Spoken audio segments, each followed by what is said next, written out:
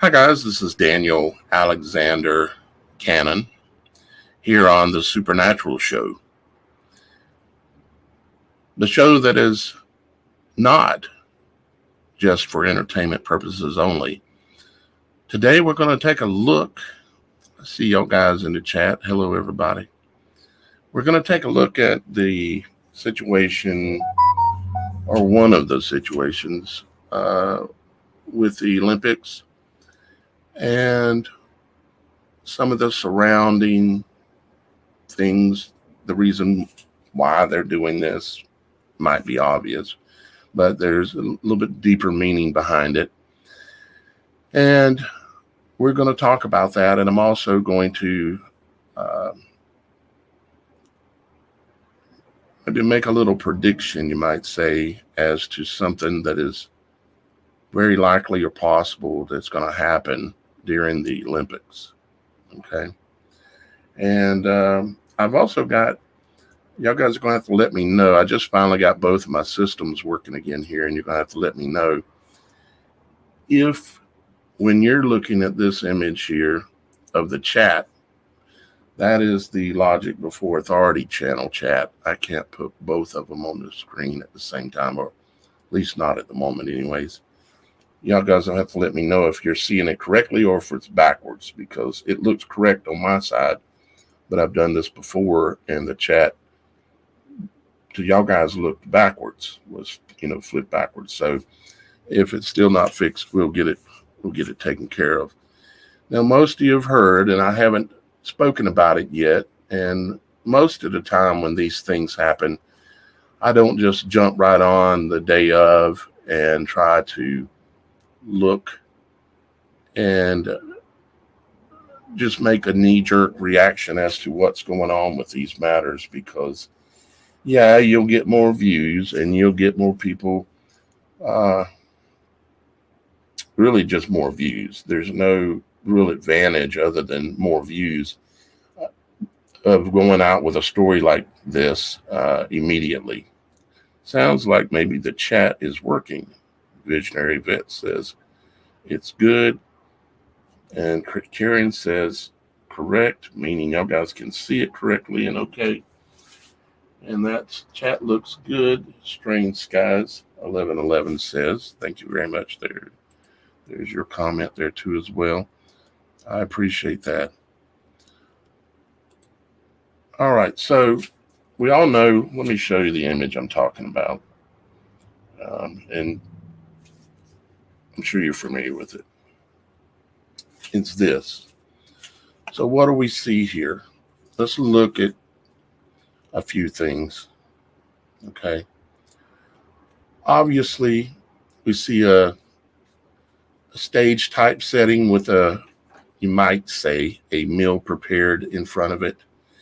And some have said that this is a depiction of some other things, which I'm going to show you a couple of other things, but we're going to talk about this image to start with. It has this female in the middle, and she has a halo on top of her head, basically, or the symbolism of a halo, which would be meaning that she's like a Christ figure, which of course she is not. She's a blasphemous image, just like everyone in this. This is like the reasons why God chose to act and destroy the world previously many times is just because of this kind of arrogance. These people chose to be part of this and participate in something like this, and so they're guilty. And this is why God has chosen to destroy the world numerous times, destroy humanity, because as a whole, the human population as a whole, not complete whole, of course, but as the large amount of, is there's a lot of sin in this world and a lot of pride. These people, Their whole thing is the pride flag, which is the rainbow flag, which is the covenant God made with man the last time people started acting like this. And if you don't think they meant this to be just what it looks like, what it obviously is, there's a particular character here. I'm not going to point it out, but it's a male. And he literally has his testicle hanging out of his shorts in this image. And, it's just not good. You've got the dinner plate here with a cup turned upside down, depending on how you want to show it. But it's basically showing that this guy is the meal, and he's a Greek, what they call a Greek god, which is called Dionysus. And he is the god of wine, basically. And all these gods, like this one here that they call a god, and they've got him colored and everything, it's all related to, you see, when you go back to the original gods, okay, when you go back to the original, what did we have? We had Satan and his fallen angels, right? And that, if you go from there and you go to Egypt, what do we have there? We have like Set and all the other characters, you might say, the deities as they called them. It's the same group of deities. It's Satan and the fallen angels. When you come, whether you go forward or back in time, or no matter what culture you look at, they'll have the same set of deities or beings or whatever you want to call them, evil spirits.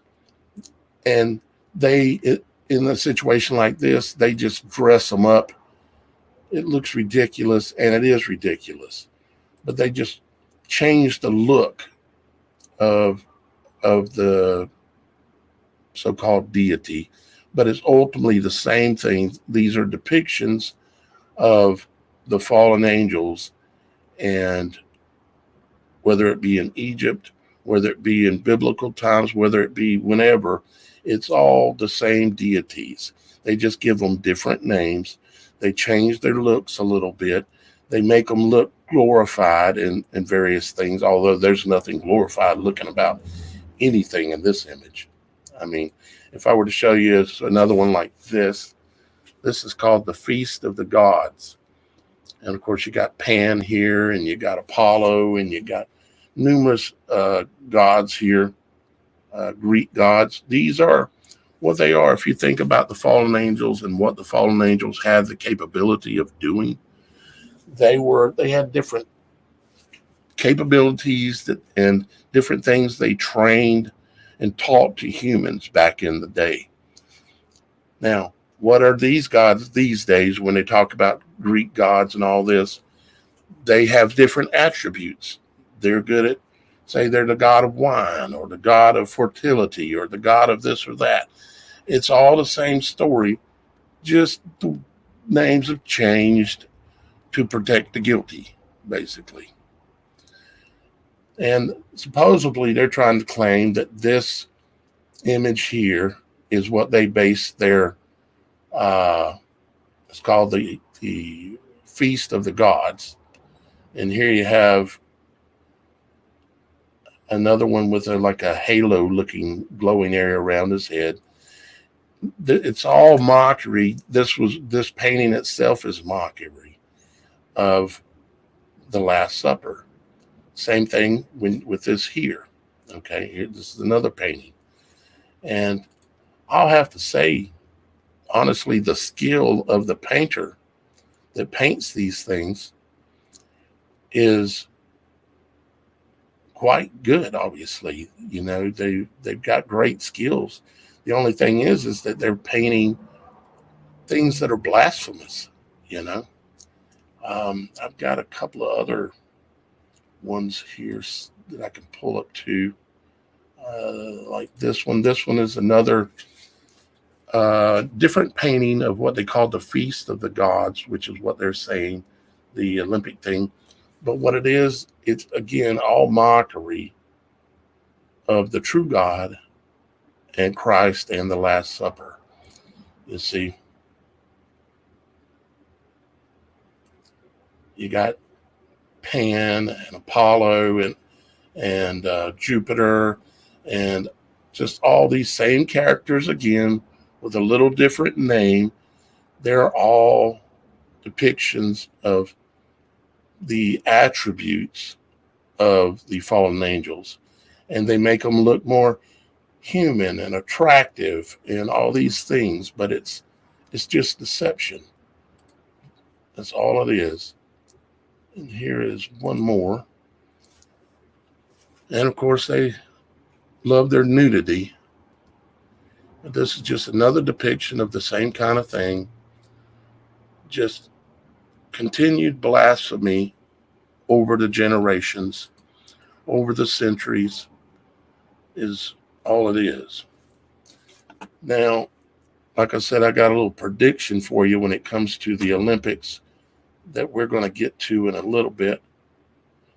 If I can still, oh boy, I might, yeah, I can still do it because I've got that other window where I have the chat at. I can show it through there. I just realized I haven't set up my phone where I can get my images on here, because I have some images on my phone that I want to show you that's related to the prediction when it comes to the Olympics. But first, what we want to do is I wanted to go to the Word of God. And I want to talk about what they're doing with this imagery, particularly this one here. See how this is all about the LGBTQRSTUYZ or whatever it is, of all this so-called diversity of people and humans and stuff.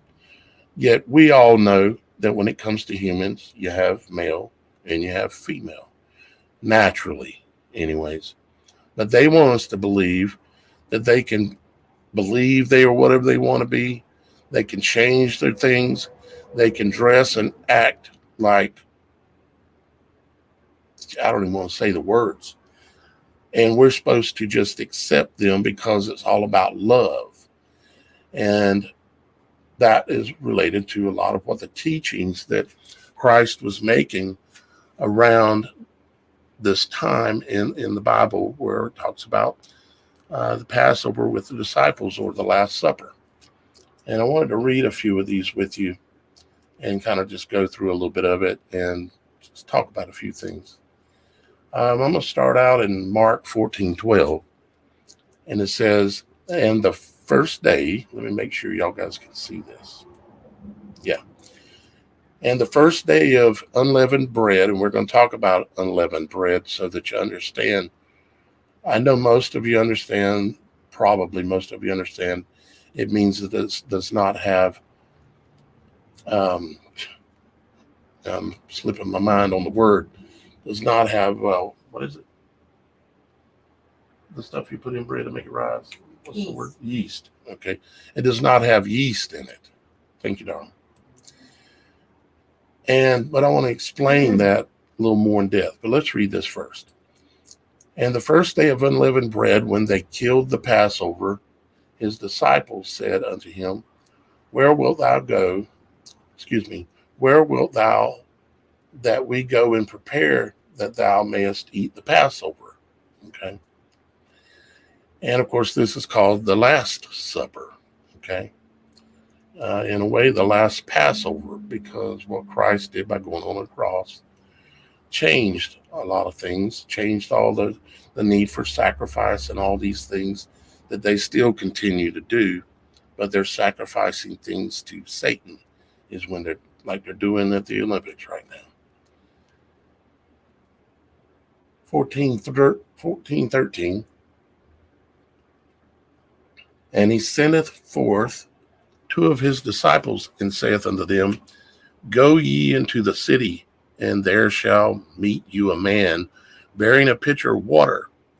Follow him. And wheresoever he shall go in, say ye to the good man of the house, the master saith, Where is the guest chamber, where I shall eat the Passover with my disciples? And he will show you a large upper room, furnished and prepared. There make ready for us. And so it talks about, well, let me go ahead and just read a little bit more. And his disciples went forth and came into the city and found as had said unto them, and they made ready the Passover. And in the evening he cometh with the 12. And as they sat and did eat, Jesus said, Verily I say unto you, one of you which eateth with me shall betray me. Okay. Coming back up here, let's look at a few things, okay? Some of the teachings around this, let's see if I've got it right here, or it might be in the other book. I think it's in the other book. Okay. Matthew, I think, or either Luke. I think it's Luke, where Jesus talks to them and washes their feet. And he's talking about that the servant or the master is no greater than the servant. And all these things, he's teaching about love. And when I was reading through it, I couldn't help but notice how all this love thing gets twisted. See, love has nothing to do with accepting anything and everything that someone wants to be. Okay. You know who I'm talking about. The people these days that are just, they've allowed themselves to be destroyed, or it's come upon them through a generational curse or something, where man thinks he's woman, woman thinks he's man, or man just wants to be a woman, or mix of 20 different other things, and men having sex with men and women and everything going on. That has nothing to do with love. Okay. True love is something separate than sex. Okay. Or intercourse or relations or whatever the word is you want to use when it comes to that thing. You know, we're talking about procreation, you know, bringing a new human, spreading our seed and growing our seed in this world.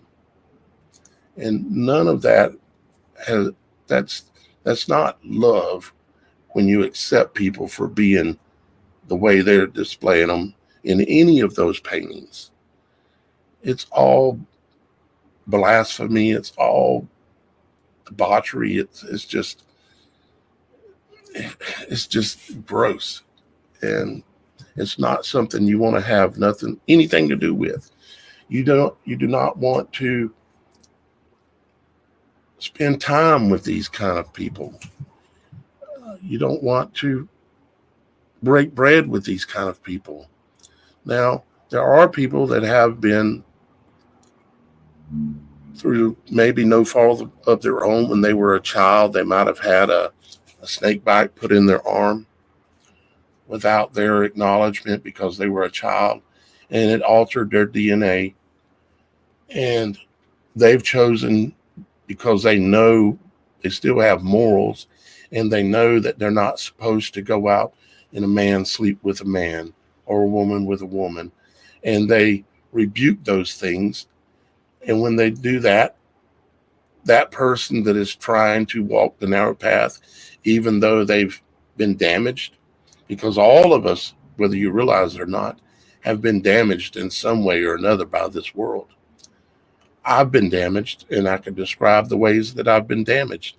And I mean even physically damaged. because I was young and they gave me vaccinations and everything too. And my son is damaged, and most of all of us are damaged. And it wasn't with our consent, because we didn't know what they were doing, because most of the time we were just children and we got damaged. So the point is talking about the LGBTQ and all that kind of community, that has nothing to do with love. What that has to do with is with rebellion and pride. If you've been damaged and you feel like you're a man trapped in a woman's body, you know that's not the truth. You know that it's because you've been damaged. You've been hurt by the beast system, basically. And you can rebuke that, and you can still be saved and not go to hell, basically. But if you choose to covet this pride thing and this rebellion thing of the rainbow flag and all this, if you go down that path, it ain't going to turn out good for you. So if there's anybody listening that is in that boat right now, understand that God still loves you, and he knows that you didn't choose for that to happen to you. And he knows that if you'll repent of the things that you've done and turn back to him, he'll accept you into his house. You understand? Father will allow you to come home. He loves you no matter what, and he'll allow you to come home. So let's look a little further here. We're talking about the first day of unleavened bread. Unleavened bread with yeast. I want to show you something about that. This is kind of about sin. How yeast spreads within bread is an example of how sin and man's laws will corrupt what was good or could be good and what could be pure. The image you're looking at here is a picture of yeast. Well, that's a little too close. A picture of yeast that has infected just a little bit of flour and water. Okay. There was one spore put on this, and that one spore, because yeast, if you're not aware, is a fungus. And there's naturally occurring yeast in our bodies and all around the world. But when it comes to the teaching that's trying to be taught here, is that if you allow or you participate with any part of this sin, okay, this LGBTQ whatever pride thing, you're making a covenant with the devil, and you're allowing this stuff in. And if you allow one spore of yeast into the flour and the water, it will infect the entire loaf. It may take a little longer than if you add more yeast. Like if you wanted to make bread, you would add more than one spore. Or you could add one spore and you could wait a day, and then you would have this completely infected flour and water. What was pure, one thing, is now no longer pure. And no matter what you can do, if you allow these things in your life, it will infect you completely. And what do we have here? They're completely infected with sin. All of them. Now, the case of the children here, the children are innocent until a certain age, and that's for God to decide what that is. But these other ones here, they're guilty. And I would imagine none of them will ever see this. But if they did, I would ask them and tell them that they can still turn from this. You're going to find nothing out of this that is going to bring reward into your life. or righteousness into your life. It will never do nothing but destroy you. There is no good to come out of wallowing in filth. There's no good that comes out of it. Real quick, guys, I want to say that my normal co-host, Shannon, she's just unavailable today. She's doing some work. And Dan, that's on here quite often, my advisor, he's just tied up babysitting today. Okay, so he's not available. But I send my love out to them, and I send my love out to all of you, as a matter of fact.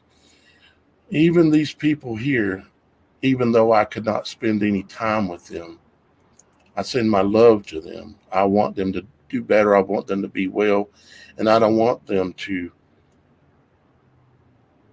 go to hell. I don't want them to be damned.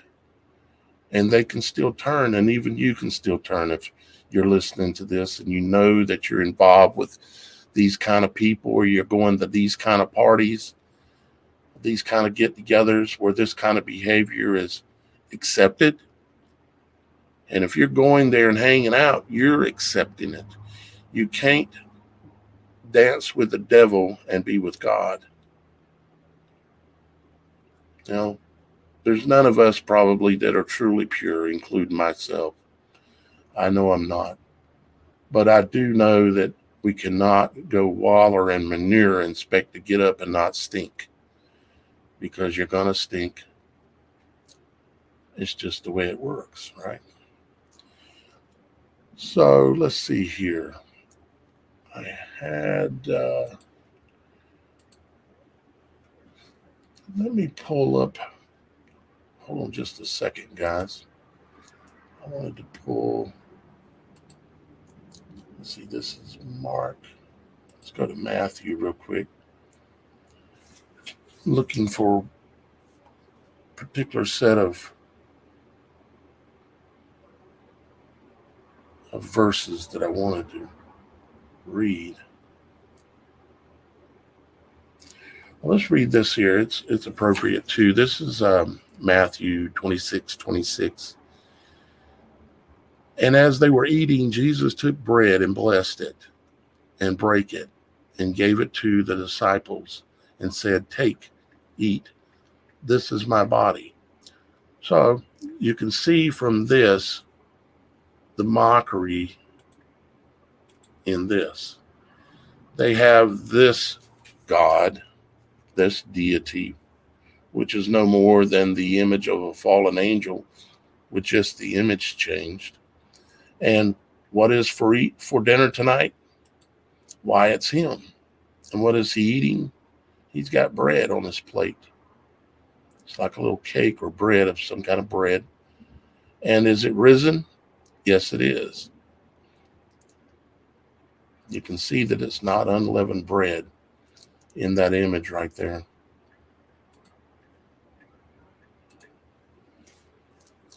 So they're making mockery of that. And he says, 26:27 says, and he took the cup and gave thanks and gave it to them, saying, "Drink ye all of it. For this is my blood of the New Testament, which is shed for many for the remission of sins."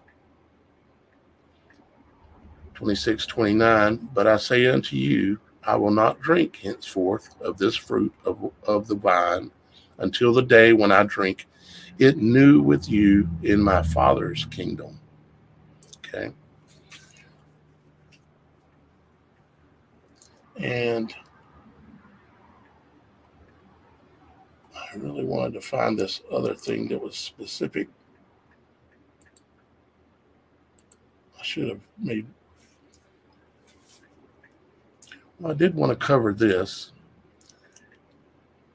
This is Luke 22:10. He said, and it says, and he said unto them, "Behold, when ye are entered into the city, there shall be a man to meet you bearing a pitcher of water." There was a time when I thought, okay, well, that's obviously Aquarius. excuse me, not Aquarius. Not Aquarius, but actually, see, I have the imagery here.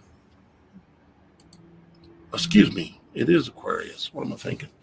Aquarius. So, because of the ages, the turn of the ages.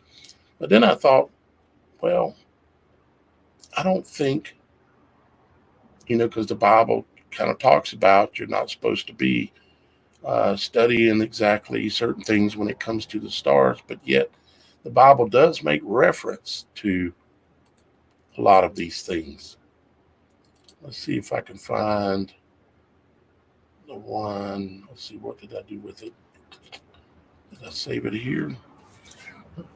I don't have nobody else in the room with me today. I feel all alone, except for Miss Kim's here with me, helping me out in the background in the comments and stuff.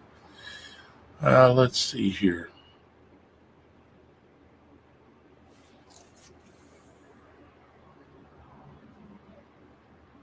Bear with me for a second, guys. I'm trying to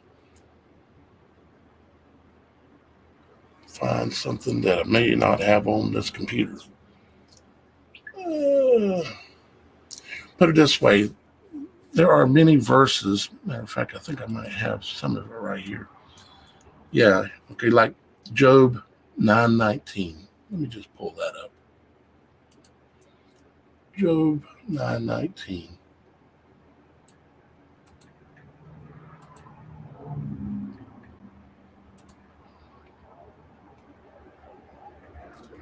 Okay.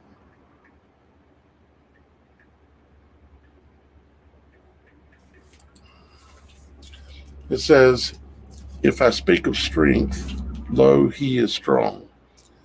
And if of judgment, who shall set me a time to plead? Wait a minute, this don't sound right. Oh, excuse me. It's 9:9. Okay, here we go. Right here. It says, not Job 9:9, which maketh, maybe I should go back up to the previous verse, a couple of previous verses. Okay.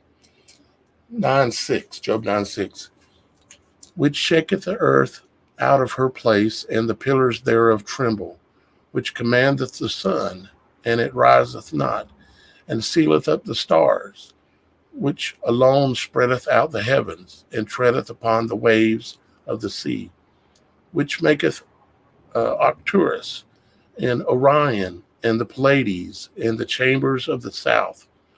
So what I'm saying here is, the Bible does make reference to constellations in the heavens in a number of places. It also makes reference in Amos 5:8. Let's go to Amos 5:8 and take a look at that.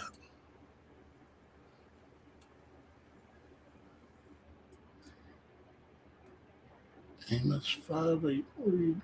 Amos, there you are. Amos 5:8.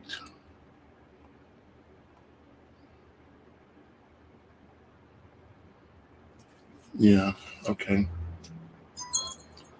Amos 5:8 says, Amos 5:8 says, seek him that maketh the seven stars and Orion, and turneth the shadow of death into the morning, and maketh the day dark with night, that calleth for the waters of the sea, and poureth them upon the face of the earth. The Lord is his name. So obviously it's just talking about the fact that Father controls and created and has everything run perfect, right? But it makes reference to the Pleiades, the seven stars, the Orion, and a number of other ones, as a matter of fact, like Job 38:31 through 32 speaks about it as well, because I wasn't so sure that I should even be mentioning the fact that Aquarius, which is, let me show you this. Aquarius, here's Aquarius. This is today's date, okay? Today's date, and this is sunrise. It's set at sunrise. So if we look during sunrise, okay, there is, if I got it set right, yeah, at 6 a.m. at sunrise, you've got Capricornus, Aquarius, you've got the Phoenix, the Scepter, you've got Ketus, and Pisces. If you remember the eclipse on April 8th, it was here off of the back of Ketus, which is the dragon, the sea dragon, the whale, different interpretations for what it means. But the eclipse, it followed the string of Pisces, this line of Pisces. It followed this down coming this way, which straight ahead of that, of course, is Aquarius.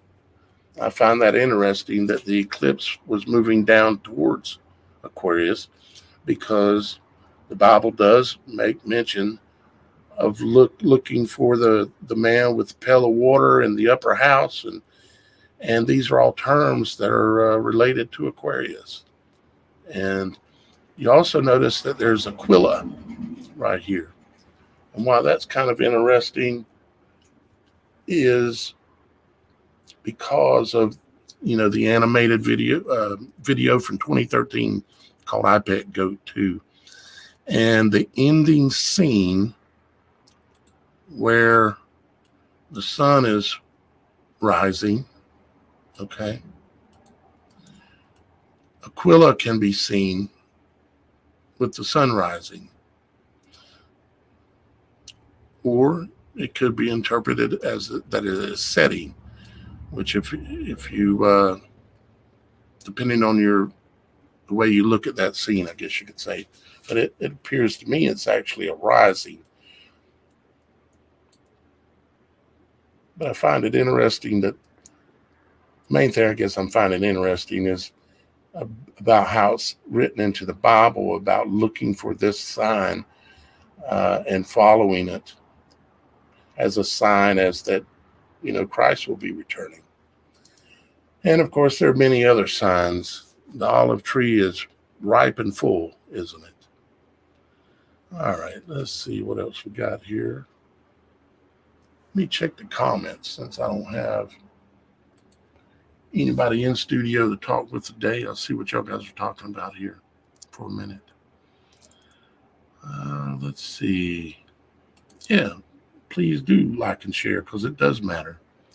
You see these videos, because I'm shadow banned. You don't know what that is if you've never been a creator. But when it comes to certain platforms like YouTube and Facebook specifically, nobody ever sees these videos unless you share the video. They're not going to do it. I can look at my analytics in my what's called your YouTube studio, and it shows they're not sharing it with anybody. They're not putting it up for people to just find and see. I used to put out videos before they implemented shadow banning and stuff, and I'd get between 50. On average, every single video I would do, I would get 50,000 people to watch that video. And then some videos would go up into the millions, say 2 to 10 million, that kind of thing, quite often with videos. But now, the only way the word is going to get spread is if the body of Christ spreads it. So if y'all guys don't spread it, no one else is going to see it. It's just the way it is. Let's go back here still. It says, NY Debs says, is that the age of Aquarius we entered? And I would say this. We were supposed to know when the end of the age was by looking for the man with the pail of water. And from what I understand, it's all about the position of Aquarius during sunrise and sunset. And Aquarius is at the horizon line during sunrise and sunset. So I would say that we're probably about there, but even without that sign, we've had so many other signs to let us know that we're there. the olives are ripe on the tree, and the grapes are ready for the wine press, and the wheat is being harvested, and it's being thrashed. But yet, the beginning is still where we're at. We've still got a lot of thrashing to go through, and that's why you're going to have to be very smart. Stay away from all these things, these debaucheries and all this blasphemous stuff. Just stay away from it. Stay home. There's not much that you can find righteous to do in the big city, you might say, or even in the small cities. Every store you walk in, they've got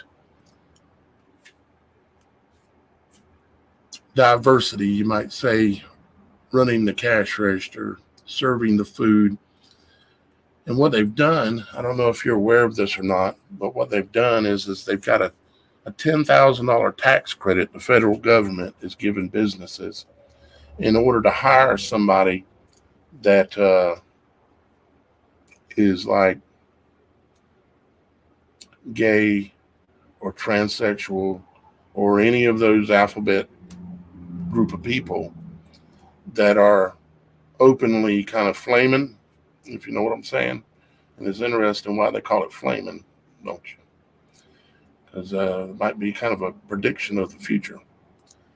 But the federal government gives $10,000 tax credit. So if they hire somebody for a job that pays $25,000, just for hiring them, they've got a $10,000 tax credit they get for hiring that person. So the other regular guy, like maybe me or you or whoever, right, walks in that same place to get that job, you're not going to get it because it's going to cost them $10,000 extra in tax credit to hire you, where they can hire the other person. You see, this is how one of the methods they're using to push this in our face, because they want us to see that the news guy that's doing the weatherman is one of these people, right? Let me see. The weatherman is one of these people. They want us to see that the news anchor, and they want us to see that the guy that's running the game show is just everywhere. The restaurants, the hotel staff, everything. This is who they're focusing on making great, you might say, is this type of behavior, this type of person that's choosing this lifestyle, because they want it pushed in our faces so that we feel like there's no escape from it, you see. But it's not a fair example of what's truly going on in this world. There's not that many truly of these people. However, there's a lot more than there was, because they're glorifying it. They're making it like it's the cool thing to do. I mean, they've pushed it so much, and now they're giving tax credits so they can get a job when you can't. You know, it's insanity of what they're doing.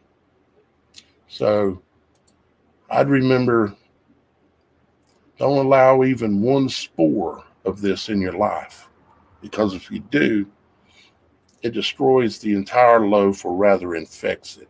Okay? So just don't allow this stuff in your life. All right, let's see here. Look at the comments again, see what y'all guys are saying over here. Let's see here. Age of Aquarius will be an event. Yeah. The Fifth Dimension, the Age of Aquarius, that's a song, I believe, right? That I've looked up and heard. Miss Honeybee says she's dealing with black mold. Well, you got to get rid of what black mold eats. That's like if you've got parasites in your body like cancer, you have to get rid of what cancer eats. Cancer likes sugar. It likes anything, likes carbohydrates. It likes bread. Like you shouldn't be eating this bread, especially if it has, put it this way, unleavened bread is better to eat than bread that has been risen like this. Because what happens is that when it gets infected like this with the spore, what it does is it turns the molecules of the bread flour into sugar molecules. And it makes the bread not good for you, or at least not as good for you. This kind of bread. If you don't believe, look up what I'm talking about. But yeah, you get rid of the root problem is what you do. Let's see here. I appreciate y'all guys being here today. I send my love to all of you out there. Let me see if I can pull up what I wanted to pull up and show you on my phone. A little prediction thing that I mentioned. Let me see here if I've got it.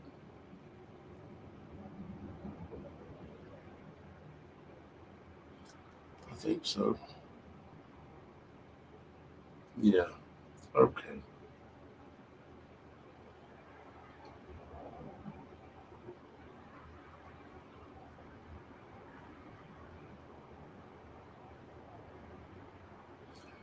All right.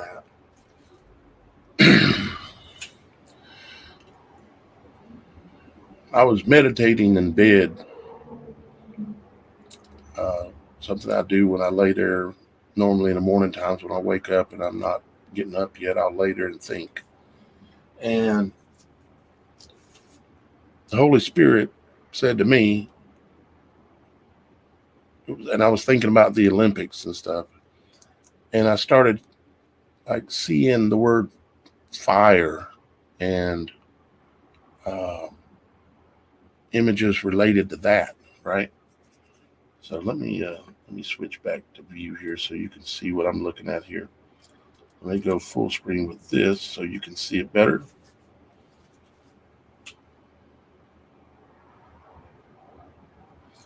Okay. So take a look at this image here. It says, sizzling in sink, cook and bacon clinch Paris spots, right?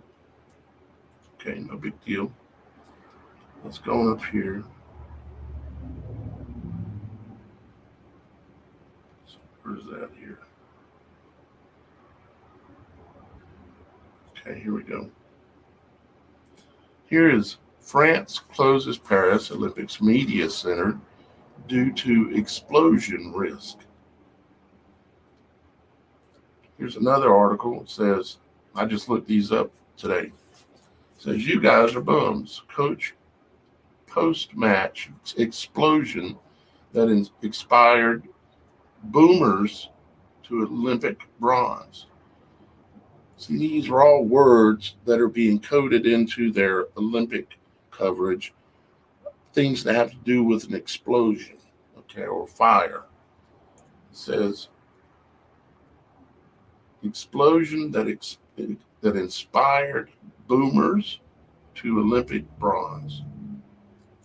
There's a couple of more. It says, Kathleen's time is coming, ? 52-year-old coach warns fans of massive explosion. Okay. Of course, they're talking about a massive explosion of excitement or something like that, but it's not what they're talking about.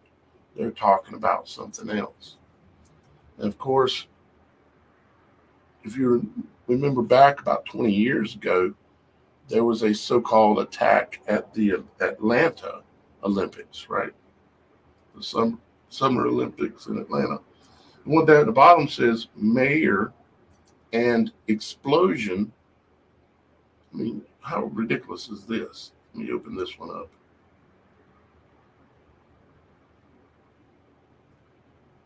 It says Mayor. This is the name of two horses. Mayor and Explosion soared to Olympic gold. Just a coincidence, right? And of course, this is the one I was just reading just a minute ago. Coach warns fans of massive explosion. And they know that most people aren't looking any further in front of their eyes than their nose, that they won't see this or understand any correlation of what's going on. This one was airport at French-Swiss border evacuated after bomb threat. This was just a day or two ago. All tied to the Olympics. Paris Olympics. Palestinian boxer wears shirt depicting bombed children in Gaza. Okay. And of course, if something goes on there at the Olympics, some kind of an explosion or a big fire or whatever, they're going to say who did it. You know, the ones they always say did it, right? When they're the ones doing it. They ain't nobody gonna kill a bunch of people for no good reason. That kind of stuff just does not happen naturally in this world. If it does, it's extremely rare. But they do this stuff because they want to hold us in a place of fear. Okay. All right, let's see what's next. Said, who was behind the arson attacks on the railroads or railways before the Olympics? They had about 4 or 5 different railways that got set on fire. French police locked down area after terrifying soccer bomb scare during Paris Olympics. You see, they just keep hitting at this kind of stuff, and they'll code it in the names of a horse or the names of a basketball player or a diver. You know, here's NYPD bomb sniffing dogs deployed to Paris for Olympics. See, they're sending the bomb sniffing dogs when they ain't nobody gonna plant no bombs but them. Israeli flag bearer at Paris Olympics signs bombs targeting civilians in Gaza. You see.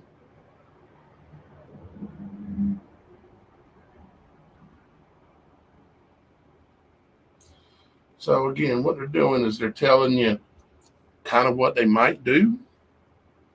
Bomb, fire, and who they're going to blame it on. You see?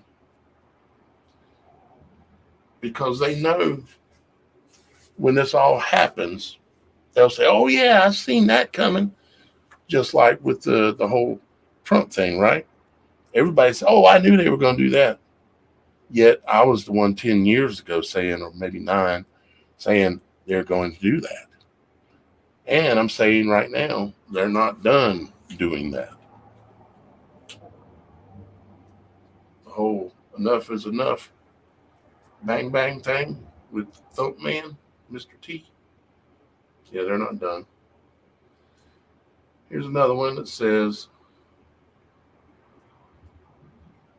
ISIS makes chilling threat to bomb opening ceremony of Paris Olympics. It says ISIS has published a menacing image online suggesting the use of drones as potential bomb delivery systems for an attack on the Paris Olympics. Okay, and I have the image here, I believe. Yeah.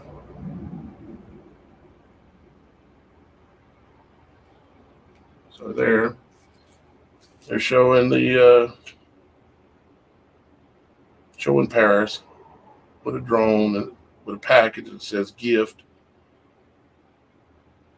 You know. So they got the whole setup going there in case they decide to move ahead with that plan, because I think it's in the cards right now. And being where it's located at, and all the things that have been going on, it would probably be not just a single kind of thing. It would probably be multiple things that go really wrong at the same time in that area of Paris. Okay. So that's my prediction of what very possibly might happen here in the very near future. Let's see here. Paris train station evacuated over bomb threat minutes after security fears shuts down airport amid Olympic chaos. Yeah. So that was basically that. So now you're aware. Where did my... There it goes. There we go. Got y'all back on here again. So now y'all guys will be able to be my guest, even when I have my co-host or Dan on here with me. Y'all guys will be able to be on here with me too. Okay. I have y'all guys as a guest. I'll either be doing the Logic Before Authority channel or the Supernatural show channel on here because I can't do both at the same time. All right, let me check comments here. Yeah, Will of Allah. That image had said something like that, right? Yep. Abaddon, a bad Don. We know who that Don is, or at least who's playing that role of Apollyon, Abaddon, a bad Don is, of course, Mr. T. If you go look at his golden palace, you'll find Apollyon paintings, statues of Apollyon. You'll find imagery of white horses riding, all kind of stuff like that. All right in your face, but most people cannot see it. Why Bizzle says, Logic, what's up, bud? Hey, man, I'm just doing my job, spreading the truth, trying to make people aware of what's going on because there's more big events coming, and the ones that are coming are going to get bigger and bigger until the fall of Babylon and the reset of the entire system. It's just a matter of time, and time is running out, my brothers and sisters. But don't fall into it. Don't follow it. Just be aware. Be smart. Keep yourself separated. The majority of what we're all going to have to deal with is a spiritual war. The actual war will not come to most of us. However, if you're in a big city like New York City, LA, or any big city like that, it's going to get dangerous. I wouldn't want to be in a big city these days at all. Yeah, the last Trump, along with the last president. Remember the book that was written? Even another book called Baron Trump's Great Adventure or something like that. Supposedly written in the 1800s, 1890, something other. And it talks about the last president and describes Trump almost to a T and his political wranglings. And Trump just said the other day, you ain't going to have to vote no more. Y'all guys hear that? You ain't going to have to vote no more. And then he followed up with, I love you, Christians. I'm not a Christian. And shakes his head no. Why he's saying it? People still arguing. He said, I am a Christian. And the man is the same man that said, I grabbed the women by their... And he told you he was a snake. But you're still blinded by cult of personality, thinking that there's no way possible that you were fooled. But I hate to give you the bad news. It's easier to fool somebody than it is to convince them that they've been fooled. And I'm trying to convince some of you that you've been fooled and that he is going to lead you off the cliff because you're going to follow him. He's the father of the vax, or at least the CV vax, right? Operation Warp Speed. He made it happen. He doesn't get the credit he deserves. He's right about that. Doesn't get the credit he deserves, but he's going to get his credit or his judgment one day, soon enough. All righty, let's see here. Still looking through. Lots of comments coming in today. I appreciate all of you being here. Just on YouTube, I got a couple hundred. Got about 100 over on Facebook, and another 300 or 400 across other platforms, including Rumble. Appreciate all y'all guys being here today. So, with all that being said, I'm going to leave that as that with the prediction, letting you know that I'm concerned that something's going to go boom, boom in Paris. We haven't had any boom, booms lately much. So it's ripe for many, many reasons. I could do a whole investigation video on it, but I thought I'd just show you that they're talking about it in clandestine ways and openly in other ways. They're talking about it. So, all right, guys, got one more favor to ask of you, and that is check in with your father. No, not the one that's at the house, the one that's upstairs in the upper room of the house. Check in with him. Ask him how he's doing. Let him know that you love him. Apologize for not being there talking to him very often. And understand that this is a supernatural world, and that the way Father created everything, because of what Christ did right after the Last Supper, we have direct access of being able to pray and communicate directly with the Father. Prior to that, only the high priests were allowed to communicate, or someone like Moses. But now we have direct access to communicating with our Father in heaven. So don't feel like a crazy person talking to a empty room, because it's never empty. Father is always here with us, right every moment, with every one of us right now. It's been proven to me plenty of times throughout my life, or I wouldn't say it. So with that being said, I love you guys. I'm going to go ahead and get out of here today.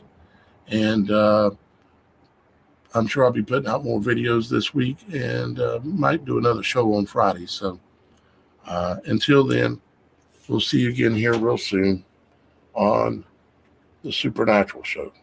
Okay. Thank you, guys. Love you much. If you're new here, check out all the links down below the videos. There's the Supernatural Show website. Go over there. You can tell your testimony, tell your story about something supernatural that has happened in your life. All you got to do is just go to TheSupernatural.Show and click on Submit Your Story. Okay. And or if you like, you can text your testimonies or your stories to this phone number. Or if you have some really interesting imagery or links that you want me to know about, you can text them to this number, and I will see them. I can't always respond to every single person, because sometimes we get a pile that comes in at once, but I do my best, and Miss Kim helps me out. So with that being said, I love you. We now have the Supernatural Show YouTube memberships on both Logical 430 and the Supernatural Show channel. And so trying to use what I can get to support myself, so that I don't have to come back to y'all guys as often as I've had to. All right, guys, I love you. We'll talk to you again here real soon. And until then, bye-bye. I love you.